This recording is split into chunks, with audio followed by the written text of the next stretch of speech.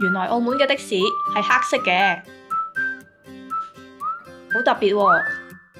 係啊，澳門除咗黑色嘅的士，仲有呢就係藍色同埋紅色，有3種顏色。咁你平時返學會唔會坐的士㗎？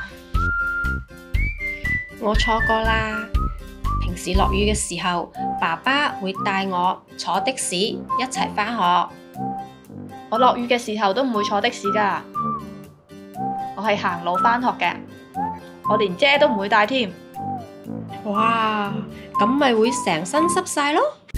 唔怕，學校就喺屋企隔籬咋，行1分鐘就到啦。